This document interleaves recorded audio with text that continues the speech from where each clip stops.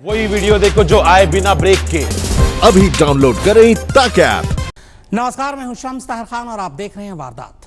2 चरणों में 40 दिनों के लिए भारत बंद है। भारत बंद की फिलहाल आखिरी तारीख 3 मई है। पर 3 मई के बाद क्या होगा? क्या 3 मई के बाद लॉकडाउन खत्म हो जाएगा और भारत खुल जाएगा? तो इस सवाल का जवाब आप जानें उससे पहले एक अहम जानकारी। देश और दुनिया के तमाम एक्सपर्ट्स ये कह रहे हैं कि भारत में कोरोना की असली तस्वीर अप्रैल के आखिर और मई के पहले 2-3 हफ्ते में सामने आएगी। शायद इस दौरान कोरोना अपने पीक पर होगा। तो जब कोरोना अपने पीक पर होगा तो लॉकडाउन का क्या होगा?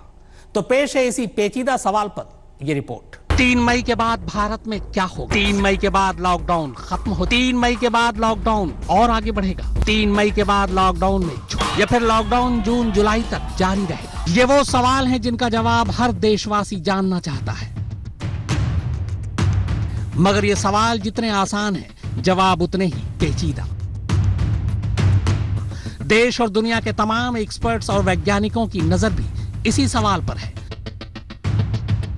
पर जवाब अलग अलग तरीके से सामने आ रहे हैं। अमेरिका की बोस्टन कंसल्टिंग ग्रुप यानी बीसीजी ने जॉन हॉपकिंस यूनिवर्सिटी से मिले डेटा के आधार पर दुनिया के 20 देशों का ये कोरोना चार्ट तैयार किया है। इसके मुताबिक चीन को छोड़कर किसी भी देश में जुलाई से पहले लॉकडाउन हटने वाला नहीं है, और अगर हटता है तो हालात बिगड़ सकते हैं। रही बात चीन की, तो जिस हुबई प्रांत में कोरोना का सबसे ज्यादा असर हुआ और जिस प्रांत में कोरोना का एपी सेंटर वुहान है, वो इसी सूबे में पड़ता है। यहाँ 8 अप्रैल को लॉकडाउन खुलने का अनुमान लगाया गया था और हुआ भी वही। चीन ने हुबई में वुहान को छोड़कर 8 अप्रैल को लॉकडाउन हटा दिया, क्योंकि यहाँ उसके बाद कोरोना के मामले ही आने बंद हो गए थे।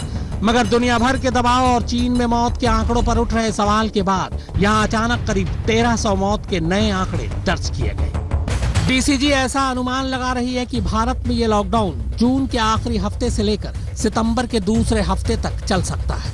इसके बाद भी हालात की संवेदनशीलता को ही देखकर भारत सरकार को ये लॉकडाउन हटाना या उसमें रियायत देने का फैसला लेना होगा।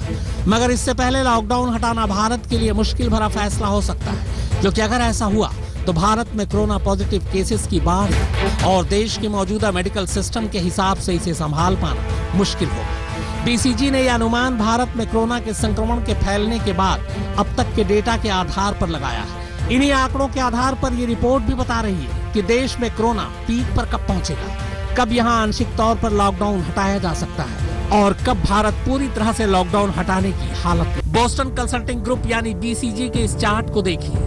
इसमें किस देश में कब लॉकडाउन किया गया, कब वहां कोरोना के मामले पीक पर पहुंचे, कब वहां आंशिक तौर पर लॉकडाउन को हटाना शुरू किया गया और कब वहां लॉकडाउन को पूरी तरह से हटाना सुरक्षित माना गया। इसमें इन सब का अनुमान लगाया गया है। इस चार्ट के मुताबिक जिस देश में मौजूदा वक्त में कोरोना के मामले पीक पर हैं, उनमें अभी सिर्फ इटली है, जहां ये मामले 2 लाख के आंकड़ों को छूने वाले हैं। हालांकि उसकी आबादी के लिहाज से ये काफी ज्यादा मामले हैं। वहीं अमेरिका, स्पेन, फ्रांस, जर्मनी और इंग्लैंड, जहां कोरोना सबसे ज्यादा तबाही मचा रहा है, वहां भी अभी कोरोना अपनी पीक पर नहीं पहुंचा है। यहां अप्रैल के आखिरी हफ्ते और मई के तीसरे हफ्ते तक ये मामले अपनी पीक पर पहुंच सकते हैं। बीसीजी के मुताबिक भारत ने कोरोना से निपटने के लिए जिस तरह वक्त रहते लॉकडाउन की घोषणा की, उससे उसने इस बीमारी से निपटने के लिए कुछ वक्त जरूर खरीद लिया है। मगर बावजूद इसके भारत में कोरोना के मामले पीक पर जरूर पहुंचेंगे और इस रिपोर्ट के मुताबिक जून के तीसरे हफ्ते तक भारत में कोरोना के मामले अपनी पीक पर होंगे और जून के आखिरी हफ्ते तक ही भारत लॉकडाउन हटाने की स्थिति में होगा, मगर वो भी सिर्फ आंशिक तौर पर। जबकि हिंदुस्तान में पूरी तरह से लॉकडाउन हटाना सितंबर के दूसरे हफ्ते के बाद ही मुमकिन हो पाएगा। हालांकि भारत को कोरोना से पूरी तरह से आजादी पाने में यह पूरा साल भी गुजर सकता है। हम अगर उससे पहले वैक्सीन आ गई तो ये एक बहुत बड़ी कामयाबी हो। बीसीजी के इस रिपोर्ट के दाईं तरफ आप देखेंगे तो पाएंगे कि कुछ लाल, पीले और हरे रंग के निशान हैं। इनमें पहली लाइन में प्रति 1 लाख मरीजों पर किस देश में कितने बेड हैं, ये दिखाया गया है। भारत के आगे इस लाल निशान को देखेंगे तो पता चलेगा कि इस मामले में भारत की हालत बेहद खराब है। वहीं रेस्पिरेटरी डिजीज के मामले में भारत अच्छे तरीके से हालात को संभाल रहा है, मगर देश में इस एपिडेमिक को संभालने की सलाहियत बाकी मुल्कों के मुकाबले ज्यादा अच्छी नहीं है। आपको बता दें कि दुनिया में आंकड़ों के मामलों में बोस्टन कंसल्टिंग ग्रुप की एक अपनी साख और विश्वसनीयता है, इसीलिए उसकी बातों को तमाम एक्सपर्ट्स और वैज्ञानिक भी गंभीरता से ले रहे हैं। मुनीश देवगन और फारूक माब हैदर के साथ शम्स ताहिर खान, आज तक। भारत में कोरोना के मौजूदा मरीजों को देखते हुए अगर 3 मई को सरकार लॉकडाउन हटाती है तो मान के चलिए कि मई जून में कोरोना अपनी 3rd स्टेज पर पहुंच सकता है और 3rd स्टेज में पहुंचने के बाद कुछ वक्त के लिए मरीजों की तादाद और तेजी से बढ़ेगी। तो फिर क्या 3 मई के बाद तीसरे चरण में तीसरी बार भारत बंद किया जाएगा? तो आइए भारत में लॉकडाउन की सही तस्वीर को देखने और समझने के लिए लॉकडाउन से जुड़ी 6 अलग अलग थ्योरी पर नजर डालते हैं। दुनिया भर के वैज्ञानिकों का मानना है कि लॉकडाउन से कोरोना का यह संक्रमण कंट्रोल तो नहीं किया जा सकता, हाँ, मगर इसे तब तक टाला जरूर जा सकता है जब तक कि इसकी कोई वैक्सीन सामने ना आ जाए या जब तक हम अपनी मेडिकल सुविधाओं को दुरुस्त न कर लें।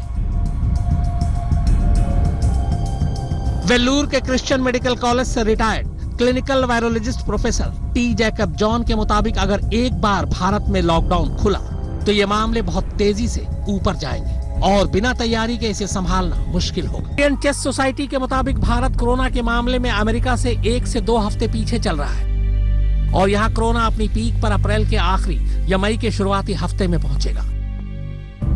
हाँ, मगर अगर लॉकडाउन जारी रहा तो इस खतरे को टाला जा सकता है। हालांकि भारत 3 मई को इस लॉकडाउन को हटाने की स्थिति में तभी हो सकता था जब उसने वक्त रहते वेंटिलेटर, पीपीई किट और क्वारंटीन सेंटर बना लिए होते, मगर आज के हालात में लॉकडाउन खोलने में जल्दी करना घातक हो सकता है। इंग्लैंड के नेशनल हेल्थ सर्विसेज में एक्सीडेंट और emergency consultant doctor Neeraj Patil के मुताबिक इंग्लैंड में भले 1.25 लाख से ज्यादा कोरोना के केस हो, मगर अभी भी कोरोना वहां पीक पर नहीं पहुंचा है और आर्टिफिशियल इंटेलिजेंस के आंकड़े के मुताबिक यहाँ मई के महीने में कोरोना अपनी पीक पर होगा, जबकि भारत उससे पीछे चल रहा है। लिहाजा यहाँ जून जुलाई के महीने में ही कोरोना अपनी पीक पर पहुंचेगा और इस दौरान भारत को एक एक कदम फूंक कर रखना होगा।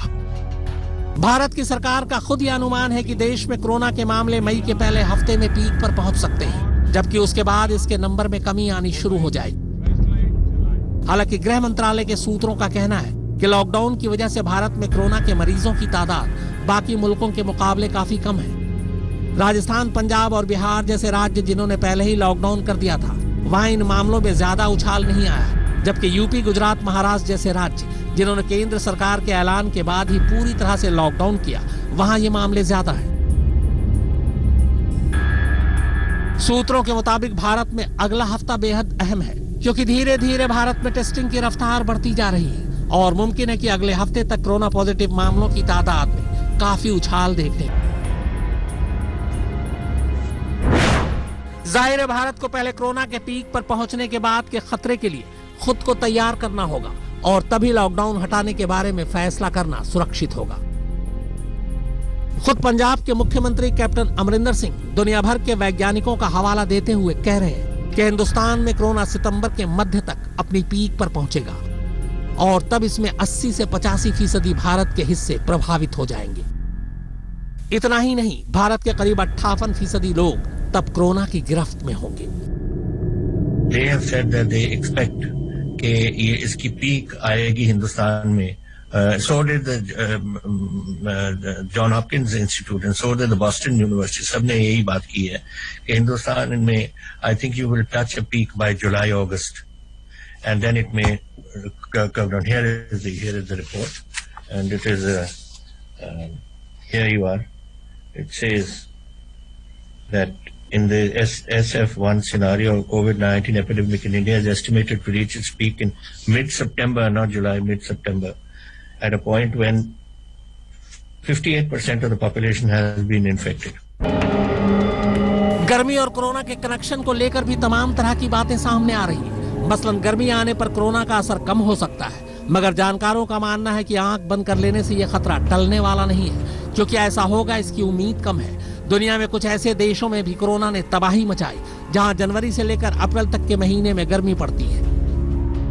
वेल्लूर के क्रिश्चियन मेडिकल कॉलेज से retired clinical virologist professor T Jacob John के मुताबिक अव्वल तो ऐसी उम्मीद है ही नहीं, लेकिन अगर ऐसा हुआ भी तो सर्दियां आते आते कोरोना फिर से बैकफायर करेगा। दुनिया के कई और भी ऐसे वैज्ञानिक हैं जो भारत की स्थिति को देखते हुए यह अनुमान लगा रहे हैं कि भारत को कोरोना के प्रकोप से निकालते निकालते 2020 का साल गुजर जाएगा। हालांकि उससे पहले ये उम्मीद की जा रही है कि कोरोना वायरस से लड़ने वाली वैक्सीन तैयार हो जाए। कुछ अच्छा होने के लिए दुआ मांगना अच्छी बात है, मगर इससे यह खतरा टलने वाला भी नहीं है। तो सवाल यह है कि आखिर हम कैसे इस महामारी से लड़ें? कैसे हमारी मेडिकल सुविधाओं को कोरोना से लड़ने के लिए तैयार किया जाए? क्या हमारे पास कोरोना के बढ़ते मामलों के हिसाब से वेंटिलेटर मौजूद है? जानकारों का कहना है कि वेंटिलेटर से ज्यादा हमारे देश को पीपीई किट की जरूरत है, क्योंकि इसकी कमी की वजह से डॉक्टर और मेडिकल स्टाफ कोरोना की चपेट में आ रहे हैं। और अगर ऐसा ही चलता रहा तो मेडिकल स्टाफ की कमी का खामियाजा भी भारत को बहुत जल्द भुगतना पड़ सकता है, क्योंकि जब डॉक्टर और मेडिकल स्टाफ ही नहीं बचेंगे तो इलाज कौन करेगा? इस गलती का नतीजा इटली, स्पेन, फ्रांस और जर्मनी के अलावा अमेरिका जैसे देश भुगत चुके हैं और हमें उनसे सीखने की जरूरत है। फारूक माब हैदर के साथ सुप्रतीम बैनर्जी, आज तक।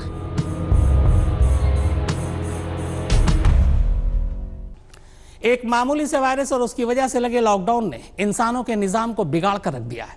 तो क्या कुदरत का इंसानों को इतना सबक काफी है, या इंसान की किस्मत में अभी और मुश्किलें बाकी हैं? इसे लेकर दुनिया भर के वैज्ञानिक दो धड़ों में बटे हुए हैं। एक ग्रुप का कहना है कि लॉकडाउन जरूरी है, तो दूसरा गुट कहता है कि इंसानों को कैद से आजाद कर दो, क्योंकि कोरोना को मारने का यही एक तरीका। दुनिया में कोरोना से लड़ने के दो बेहद अलग अलग हथियार हैं। एक कहता है घर में रहो, दूसरा कहता है बात भी वाजिब है। घर में इंसान आखिर कब तक रह सकता है, क्योंकि इससे तो पूरी दुनिया की अर्थव्यवस्था ही बैठ जाएगी। लोगों की नौकरियां जाने लगेंगी, खाने पीने के लाले पड़ जाएंगे, लोग डिप्रेशन में आ सकते हैं। तो फिर करें क्या? कोरोना से लड़ने का दूसरा रास्ता कहता है कि घर से निकल जाओ। इस थ्योरी के मुताबिक लॉकडाउन तभी तक कारगर है जब तक लोग घरों में कैद हैं। जैसे ही लोग घरों से निकलने लगेंगे, ये संक्रमण उन्हें जकड़ लेगा। इसीलिए छुपे नहीं, बल्कि इसका सामना करें। जितने ज्यादा लोग इससे संक्रमित होंगे, इंसानी जिस्म में इससे लड़ने की उतनी ज्यादा ताकत पैदा होगी। इसे ही हर्ड इम्यूनिटी कहते हैं। दुनिया को कोरोना वायरस से बचाने के लिए कई वैज्ञानिक हर्ड इम्यूनिटी अपनाने की सलाह दे रहे हैं, ताकि इसे फैलने से रोका जा सके। बड़ी अजीब सी बात है, मगर मेडिकल साइंस की सबसे पुरानी पद्धति के हिसाब से ये सच है। हर्ड इम्यूनिटी यानी सामूहिक प्रतिरोधक क्षमता। इसका मतलब यह है कि भविष्य में लोगों को बचाने के लिए फिलहाल आबादी के एक तय हिस्से को वायरस से संक्रमित होने दिया जाए। इससे उनके जिस्म के अंदर संक्रमण के खिलाफ सामूहिक इम्यूनिटी यानी प्रतिरोधक क्षमता पैदा होगी। इससे शरीर में वायरस के खिलाफ एंटीबॉडीज बनेंगी, जिसे उनके जिस्म से निकालकर वैक्सीन तैयार करने की कोशिश की जा सकती है, क्योंकि इससे फिर दोबारा कभी ये वायरस न तो उन्हें संक्रमित करेगा और न ही दूसरों को। कोरोना की वैक्सीन बनाने का वैज्ञानिकों को यही सबसे तेज तरीका समझ आ रहा है, वरना वैक्सीन बनते बनते इतनी देर न हो जाए कि दुनिया की आधी आबादी काल के गर्त में समा जाए। शुरुआत में इंग्लैंड और अब स्वीडन हर्ड इम्यूनिटी पर काम कर रहा है। अमेरिका जैसे देशों में जहां कोरोना तबाही मचा रहा है, उनके मना करने के बावजूद स्वीडन अपने देश में हर्ड इम्यूनिटी लागू कर रहा है। इसका तरीका यह है कि लोगों को इन्फेक्शन हो और उनका शरीर उसके खिलाफ इम्यूनिटी डेवलप करे, जैसा खसरा पोलियो के लिए होता है। एक बार इसका टीका लगने के बाद यह हमें दोबारा कभी नहीं होता। वैसे भी कोरोना वायरस के खिलाफ एक बार हर्ड इम्यूनिटी डेवलप हो गई तो फिर कोरोना का वायरस बिना जहर वाला सांप बनकर रह जाएगा। दुनिया इस बात को भी बारीकी से परख रही है कि बिना वैक्सीन के भी कोरोना के कुछ केसेस को छोड़कर किसी ठीक हुए मरीज में इस वायरस ने दोबारा अटैक नहीं किया। वैज्ञानिकों का मानना है कि जब सब लोग घरों में कैद ही हैं, तो कोरोना से ठीक हुए मरीजों पर रिसर्च होना चाहिए। स्वीडन का मानना है कि वो इसी आधार पर कोरोना से लड़ेगा। जिन मरीजों को जरूरत होगी उन्हें भर्ती करके इलाज किया जाएगा, लेकिन पूरा देश या शहर के शहर बंद नहीं होंगे। हालांकि फिलहाल ज्यादातर देशों में वुहान का लॉकडाउन मॉडल ही अपनाया जा रहा है, मगर ये देखना दिलचस्प होगा कि स्वीडन में हर्ड इम्यूनिटी मॉडल क्या नतीजा निकालता है। हिंदुस्तान में जहां ज्यादातर लोगों को मलेरिया और बीसीजी के टीके लगे हुए हैं, ऐसा माना जा रहा है कि इस लिहाज से भी भारत में हर्ड इम्यूनिटी कारगर साबित हो सकती है, क्योंकि भारतीयों की इम्यूनिटी पश्चिमी देशों के मुकाबले स्ट्रॉन्ग है। आंकड़े बताते हैं कि जिन देशों में मलेरिया फैल चुका है, वहां कोविड-19 का असर या तो नहीं है या फिर बेहद कम है। दरअसल ये इसलिए है क्योंकि जिस शरीर में मलेरिया एक बार एक्सपोज हो जाता है, उसके अंदर पाथवे डेवलप होकर जिंक आयनोस्फीयर पैदा हो जाता है, जिससे यह वायरस कमजोर पड़ने लगता है। मगर यह वायरस भारतीयों पर असर ही नहीं करेगा, यह अभी साबित नहीं हो सका। जानकारों का मानना है कि चूंकि यह वायरस एक बड़ी आबादी से होते हुए यहाँ तक पहुंचा है, इसलिए मुमकिन है कि उसने अपना स्वरूप बदल लिया और वैसा ना हो जैसा हम सोच रहे हैं। लिहाजा एहतियात जरूरी है। अभी तक की रिपोर्ट के मुताबिक इस वायरस में बाकी देशों के मुकाबले कुछ बदलाव भी देखा गया है। हालांकि फिर भी वैज्ञानिक ये मान रहे हैं कि भारत में जितनी जल्दी लॉकडाउन खुलेगा उतनी जल्दी लोगों के शरीर में इससे लड़ने की इम्यूनिटी बढ़ेगी। वैज्ञानिकों की सलाह है कि भारत नंबर पर न जाए बल्कि वायरस के रवैये पर जाए। भारत में कोरोना से संक्रमित होने वाले 80% वो लोग हैं जिन्हें पहले से बीमारियां थी, जिनकी वजह से उनके इम्यून सिस्टम में कमी आई। ज्यादातर स्वस्थ लोग इसके चंगुल में आने के बावजूद ठीक हो गए। दरअसल भारतीय उपमहाद्वीप में आने वाले देशों के लोगों की इम्यूनिटी कुदरती तौर पर मजबूत है। इसमें हमारे खान पान की आदत का बहुत बड़ा रोल है। ज्यादा तादाद में मिर्च मसाला खाने की वजह से हमारे शरीर का सिस्टम इन वायरस से पार पाने के लिए मजबूत है। मुनीश देवगन के साथ फारूक हैदर, आज तो वारदात में फिलहाल इतना ही, मगर आज तक पर खबरों का सिलसिला लगातार जारी है। नमस्कार, मैं हूं अंजना ओम कश्यप। हमें उम्मीद है ये वीडियो आपको पसंद आया होगा। लेटेस्ट खबरों के लिए यूं ही देखते रहिए आज तक, और इस वीडियो के पसंद आने पर लाइक, शेयर एंड सब्सक्राइब करना ना भूलें।